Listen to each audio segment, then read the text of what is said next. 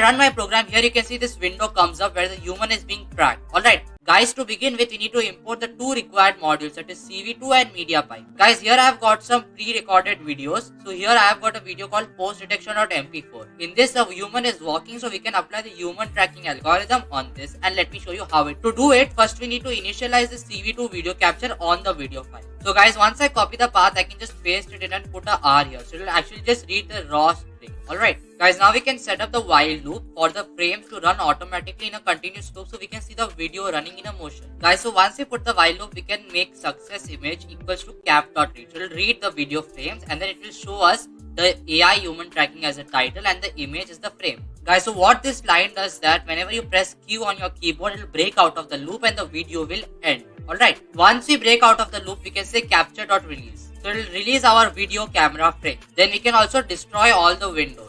Guys, now to actually begin the human tracking, we have to initialize the human tracking algorithm or the post tracking algorithm. It's a very simple process, and let me show you how we can do it. Guys, for initializing, we have to say mp pose equals to mp.solutions.pose. Then we have to say mp draw, which will draw the human body trackers, equals to mp.solutions.drawing_utils.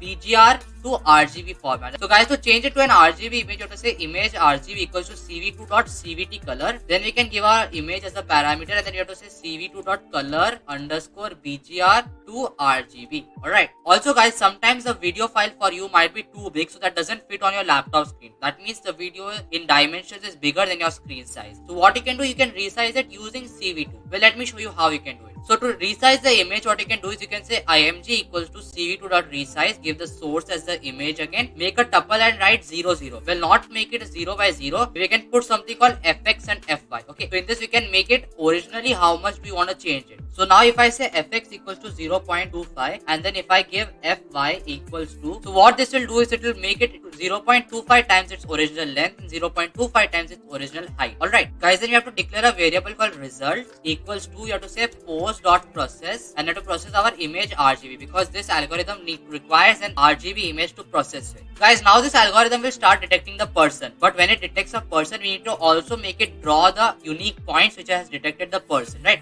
So we have to track it with the points, the landmark points. So here you have to say if results.pose_landmark. So what this means is that results is the RGB image which has been processed by the algorithm, and if there are any pose landmarks detected, you have to make a if condition and you have to draw the landmarks. Okay, so when I run my program, here you can see this window comes up where the human is being tracked. Alright, so that means that the person walking in the video, the algorithm will detect if a person is there or not. If a person is found, then it will start to track and plot the points on his body and start the tracking. The algorithm for all of them will be same, except you just have to change the source of your recording, that is either your file or your video camera. Alright, so guys, that wraps up our video on how to make a computer vision human tracking algorithm. If you want to see more of such interesting and amazing videos in the future, then make sure to subscribe, like and share. You can also follow me on my Instagram account for daily and regular updates. So till then, bye and have a good day.